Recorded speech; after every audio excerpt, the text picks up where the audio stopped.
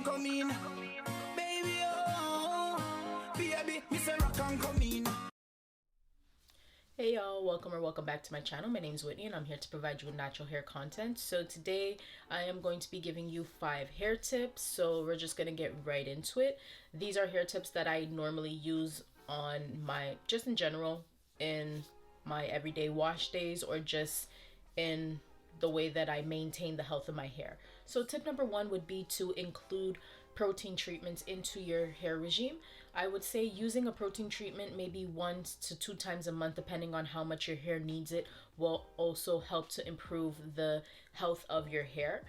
I normally try to switch between my deep conditioner, so I'll try and do 2 deep moisturizing deep conditioners for like 2 weeks, and then on the 3rd week I'll try to incorporate a protein treatment. So normally your protein treatments will have like a either strengthening or repair in the title of it. That's how you kind of know between if it's a protein treatment and a deep conditioner, moisturizing deep conditioner. Now there are different protein treatments that can be even stronger, so those would usually be the ApHogee 2-step treatment, and it can also break off your hair. So when you're using those intense type of treatments, those I would say maybe using every 4 to 6 weeks if you're going to use an ApHogee treatment. And that usually means that you most likely have moisture overload, and that would be the reason that you're using a protein treatment that is that strong, or you just have really bad damage to your hair and you're trying to strengthen your hair strands. So tip 2 would be to avoid elastics or scrunchies that have a metal piece or just any type of extra piece in the elastic or the rubber band or scrunchie, because those metal pieces, usually your hair, since your hair is curly and it likes to wrap around itself, those type of elastics will be more prone to get entangled or stuck, and when you're trying to take those elastics out, you'll notice a lot of the time that you end up ripping out your hair. Or if you notice, sometimes around those type of elastics you'll have like that little piece of hair that's just stuck and it just builds up.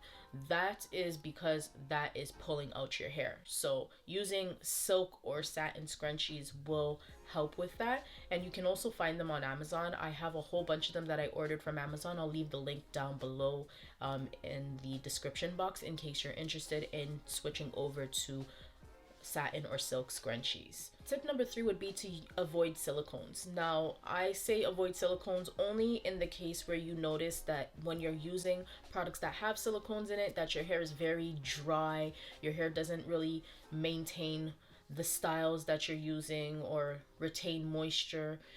If you see that anytime you're styling your hair, you're just not getting the results that you like, and you've tried different things, maybe removing silicones from your products would help.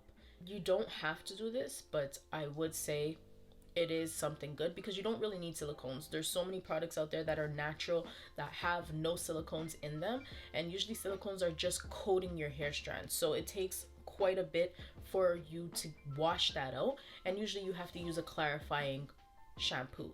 Now, clarifying shampoos have sulfates in them, and sulfates are usually very harsh on your hair. So when you're using those sulfates, you're stripping your hair of its natural oils, and then you're putting back the silicone, and the only way to get out that silicone is to continue using clarifying shampoos. So I would say if you're experiencing a lot of frizz and your hair is not maintaining or holding your styles the way that you want them to, try taking out silicones. You don't have to do it forever. Maybe just try using some products that don't have silicones for a month to see the difference in your hair. So tip number 4 would be to clarify once a month. Now, when I say clarify, I mean using a clarifying shampoo. And you can find shampoos that are clarifying without sulfates. So I would suggest trying to use one of those. If you can't find a shampoo that you like that is clarifying, that doesn't make your hair feel stripped, then I would suggest maybe using a detox. So a detox would be like a clay mask. So I typically use the bentonite Aztec clay mask when I want to clarify my hair or really detox my scalp.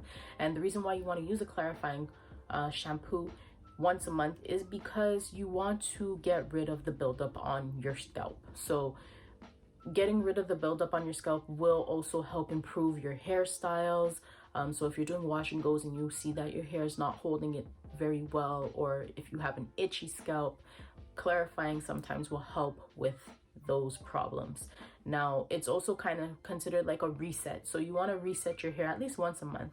So by using a clarifying shampoo is not going to hurt. Stripping your hair of its natural oils once a month is not going to hurt. So if you're using a clarifier that actually has sulfates, it's not that bad, just as long as you're putting that moisture back into your hair, following up with a deep conditioner that's very moisturizing, or even your products that you're going to use when you style your hair. As long as they have a lot of moisture after you've clarified your hair, I don't think that it's really a big deal if you use sulfates. I wouldn't suggest using them all the time, because you don't want to strip your hair of your natural oils every time you wash your hair. You do want to kind of switch between clarifying shampoos and moisturizing shampoos.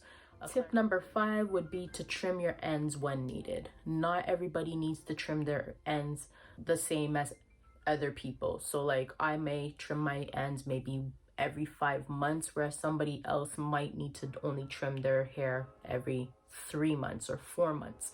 I wouldn't suggest trimming your hair every 2 to 3 months, because for me personally, I find it doesn't really make any sense. Your hair grows about 1.5 inches, 1 to 1.5 inches a month.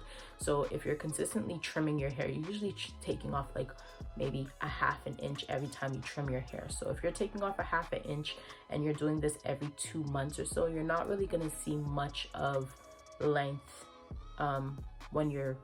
if you're trying to grow out your hair. You're not going to really see that much length, because you're consistently just cutting the new growth off. Not really cutting the new growth off, you're cutting off your ends, but I don't think that you need to trim your hair all that often. Every 2 to 3 months I find is a little excessive.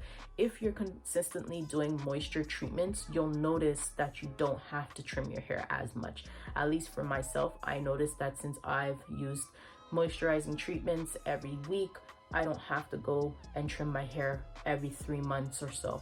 Also, you'll need a trim when your hair is really getting tangly. Even when you're just on your regular wash day, you're trying to detangle, and it's much harder to detangle. You'll notice that your hair gets tangled very easily. Also, you can feel the difference in your hair. You can kind of feel when you need to get a trim, because if you're running your hands down the shaft of your hair, you'll feel that on the ends it's kind of dry. It just doesn't feel like the rest of the strand of your hair. So if you've done a moisturizing treatment and you rinsed it out and you realize, okay, like the length of my hair is fine, but then when I get to the ends, it's really, really dry, that can be a sign that you need to get a trim. For me personally, when I see that I need a trim, it's usually I can feel it and I can also see it. So when I do my moisturizing treatments or even my protein treatments, after I rinse out my hair starts to dry up when I don't have, even before I put any product in. Once it starts drying up, because I have medium to high porosity, it dries up very quickly. My ends I find are bushy. They just don't look nice. But when I put the product in, or like if I put in my gel, they look okay. If you get a lot of shedding compared to usual, then that might be indication you might need a trim. Also, if you're not comfortable trimming your own hair, I would suggest going to a professional. I know that for me personally, I don't really trust too many people in my hair. So if you're that type of person, your hair does grow back. So if you want to try trimming your hair by yourself, I would suggest, personally, I like to blow dry my hair straight, not completely straight, but just a blowout. And then I will do it by sections, and I try to make my hair as even as possible. Now, because you have curly or coily hair, if you're doing a trim and you mess up, unless you're cutting off a lot of hair, you're not really gonna see the difference. Like, I gave myself a trim and I can personally see the difference in areas where one side is longer than the other, or certain strands are longer than the other.